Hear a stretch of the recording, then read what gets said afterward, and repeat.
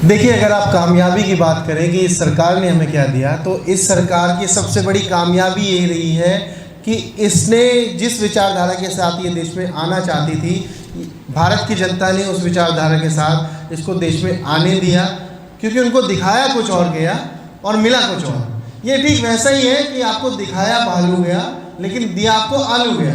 आपको गुजरात मॉडल दिखाया गया, आपको अच्छे दिनों का वादा दिखाया गया, साथ ही साथ बहुत सारे एडवर्टाइजमेंट दिखाए गए आपको और 15-15 लाख का लालच दिया गया।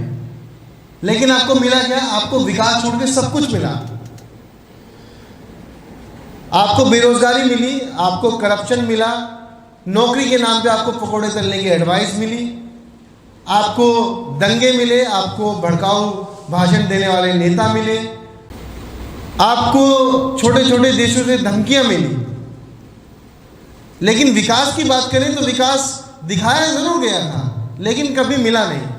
और अब के हालात को देखते हुए आप एक्सपेक्ट कर भी नहीं सकते कि विकास की कोई उम्मीद है, क्योंकि हमने सिर्फ गंवाया है पिछले 6 सालों में, कमाया कुछ भी नहीं है। और इससे भी सबसे बड़ी बात, इस सरकार ने आपके अंदर ये धारणा पैदा कर दी है कि जब तक आपके साथ कुछ गलत नहीं है तब तक देश में सब कुछ सही है। यानी अगर आपके आस पड़ोस में कुछ गलत हो रहा है तो आपके साथ तो नहीं हो रहा ना, तब तक सब कुछ सही है।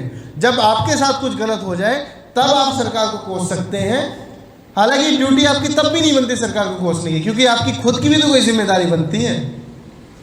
तो सरकार को किसी भी रूप में घेरा ना जाए, और अगर कोई सरकार से एक सवाल करता है तो उसके लिए बाकायदा एक टीम तैयार की गई है जो उसको सरकार को डिफेंड करेगी और आपके ऊपर काउंटर अटैक करेगी। आपको इतनी बुरी तरीके से ट्रोल कर दिया जाएगा कि आखिर में आपको ही गलत साबित कर दिया जाएगा। देखिए, देश की सीमा पर पिछले कुछ हफ्तों में जो माहौल है उसके बाद मैं खासा नाराज़ हूँ, और सरकार से सवाल पूछा जाना बनता है कि हमारे प्रधानमंत्री आखिर है कहाँ, उनकी कोई प्रतिक्रिया क्यों नहीं आई इस पर। हमारे सैनिक शहीद हुए और छोटे छोटे देश हमें धमकी दे रहे हैं, लेकिन हमारे गृह मंत्री भी गायब हैं, काफ़ी सशक्त गृह मंत्री हैं। हमारे रक्षा मंत्री भी गायब हैं। 2013 में राजनाथ सिंह जी ने सरकार से बड़े सवाल पूछे थे, तीखे सवाल किए थे और कहा था कि करारा जवाब देना चाहिए, हम सरकार चुप नहीं बैठ सकती। तो मेरा सवाल है कि वो है कहाँ, उनकी कोई प्रतिक्रिया क्यों नहीं आई? इतने लोग, इतने जवान शहीद हो जाते हैं, उनकी प्रतिक्रिया नहीं आती है। क्या आपने उनसे कोई सवाल पूछा है? पिछले कितने टाइम से, कितने महीनों से उन्होंने कोई प्रेस कॉन्फ्रेंस नहीं की है, इनफैक्ट सालों से नहीं की है। वो मीडिया के सामने नहीं आए, आप उनसे कोई सवाल नहीं पूछते हैं। वो खुद सरकार में है, सारी सेना की जिम्मेदारी उनकी है, रक्षा मंत्री हैं वो, लेकिन उनकी कोई प्रतिक्रिया नहीं आती। और आप एक्सपेक्ट करते हैं कि ये जवाब भी आपको विपक्ष से पूछना चाहिए। मेरी गुजारिश है कुछ मीडिया चैनल से कि जाके सरकार से सवाल पूछें, मोदी जी से सवाल पूछें, अमित शाह से सवाल पूछें, राजनाथ सिंह जी से सवाल पूछें। ये प्रोपोगंडा फैलाना बंद करें कि सीमा की जिम्मेदारी सेना की है।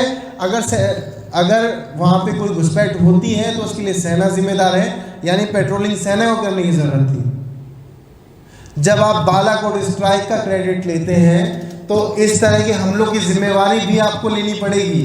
आप क्रेडिट ले सकते हैं तो आपको क्रिटिसिज्म लेने की आदत भी डालनी पड़ेगी। हमारे रक्षा मंत्री जिस तरीके से नदारद हैं, वो यही दर्शाता है कि वो सिर्फ बोलने के आदी थे। यानी जितना भी साहस था, जितना भी डेयरिंग था, वो सिर्फ बातों में था। आपको ये चीज़ समझने की ज़रूरत है। आपने वोट दिया है, सवाल कीजिए।